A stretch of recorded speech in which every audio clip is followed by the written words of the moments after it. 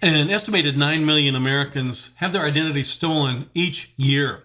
Identity thefts may drain accounts, damage credit, and even put medical treatment at risk. The cost to businesses left with unpaid bills racked up by scam artists can be staggering and devastating too. The Red Flags Rule requires most dealers to implement a written identity theft prevention program designed to detect the warning signs or red flags of identity theft in the day-to-day operations of a dealership. The Red Flags Rule tells you how to develop, implement, and administer an identity theft prevention program. Just getting something down on paper won't reduce the risk of identity theft. That's why the Red Flags Rule has requirements on how to incorporate your program into the daily operations of your dealership. Securing the data you collect and maintain about customers is important in reducing identity theft.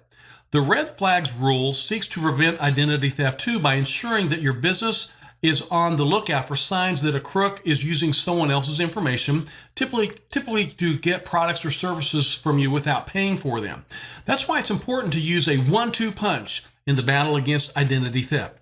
Implement data security practices that make it harder for crooks to get access to the personal information they use to open or access accounts such as car loans, and pay attention to the red flags that suggest that fraud may be taking place.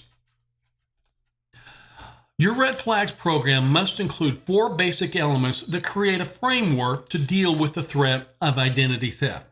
Number 1, you must identify red flags.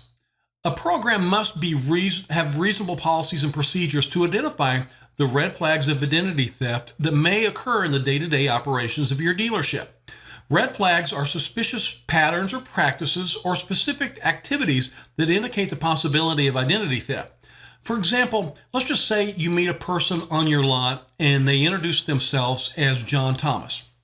Let's say John Thomas shows some interest in purchasing a vehicle, and then John Thomas wants to buy the vehicle. Then you and John Thomas go into your office, you're doing the paperwork, and you ask to see John Thomas's ID, and all of a sudden he pulls out an ID that says Frank Smith.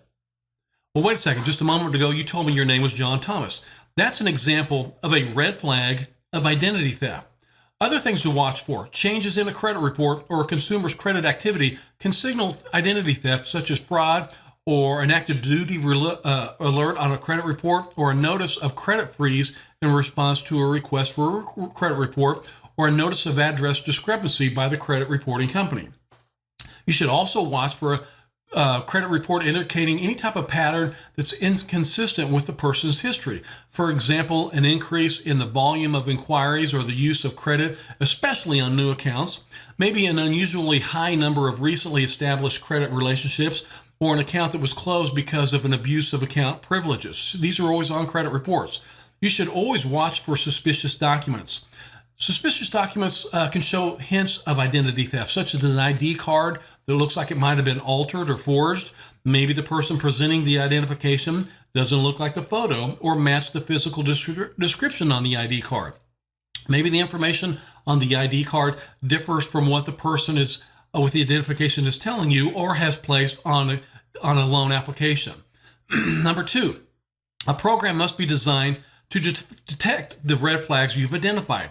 If you've identified fake IDs as a red flag, for example, you must have procedures to detect possible fake, forged, or altered identification. When verifying the identity of the person who's applying for a car loan, reasonable procedures may include getting a name, address, an identification number, and checking a current government-issued identification card like a driver's license or possibly a passport. Depending on the circumstances, you may want to compare that information to their credit report or their social security number. Asking questions based on information from other sources can be a very helpful way to verify someone's identity. Number 3, a program must identify how you will prevent and mitigate identity theft. The program must spell out appropriate actions you'll take when you detect red flags. When you spot a red flag, be prepared to respond appropriately. Some guidelines for mitigating red flags could include contacting the customer, closing an existing account, and maybe not opening a new account, and obviously notifying law enforcement. Number 4, updating your red flags program.